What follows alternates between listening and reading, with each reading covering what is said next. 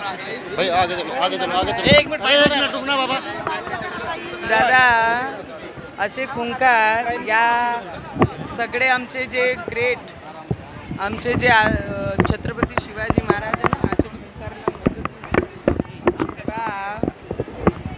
जे खुंकार म्हणताना आमच्या घरात आम्ही पालाला ठेवतो. समजून जा काय कोण खुंकार आहे आणि घरात काय पालते म्हणून.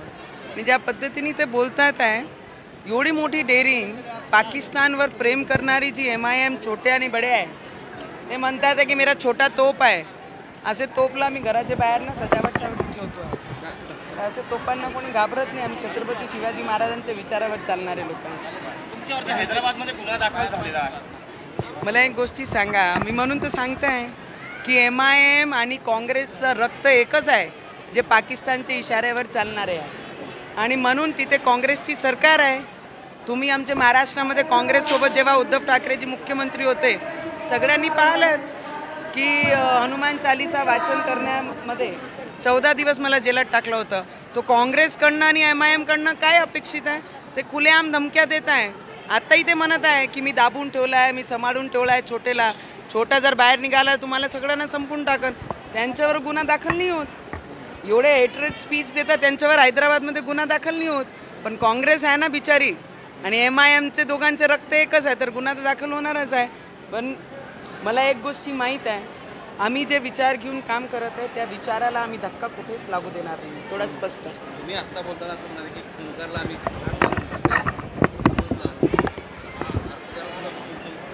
मला वाटते की महाराष्ट्राची जनता आणि देशाची जनताला हे 100% माहीत आहे की घरात आपण काय पालन करतो म्हणून आणि कोण खुंकार असते घरात. जलील आज बोलले, जलील हे म्हटले की तुम्ही चीफ लेडी आहात, तुम्ही व्हायरस आहात, जिथं जाल तिथं तुम्ही वातावरण गारता. मला वाटते औरंगजेबची औलादकडनं हेच अपेक्षित आहे.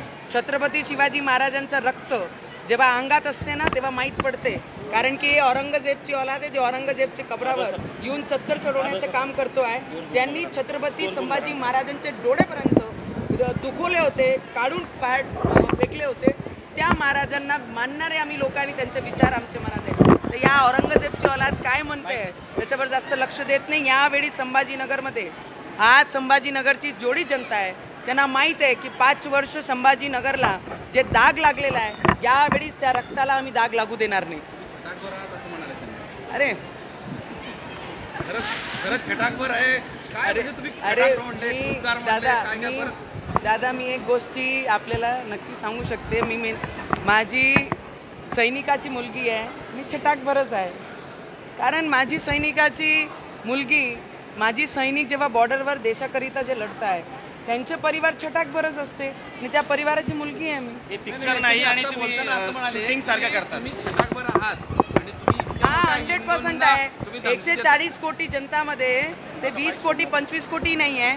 ते आम्हाला आमच्या लोकांना दम देत आहे. तर दम बर्दाश्त करणार नाही कोणी. ते म्हणतात की हा काही सिनेमा नाही, ही काही शूटिंग नाही आहे. मी लीडर म्हणून माझ्या क्षेत्राला रिप्रेझेंट करत आहे आणि महाराष्ट्राची एक मुलगी म्हणून या महाराष्ट्रामध्ये छत्रपती शिवाजी महाराजांचे विचार घेऊन पार्लमेंट रिप्रेझेंट केला आहे.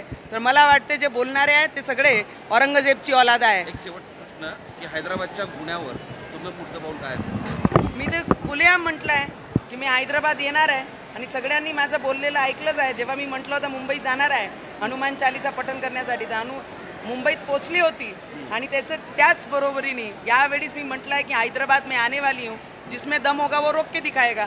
हैदराबाद जाणार आहे मी. हा इशारा देताय त्या दोघांना?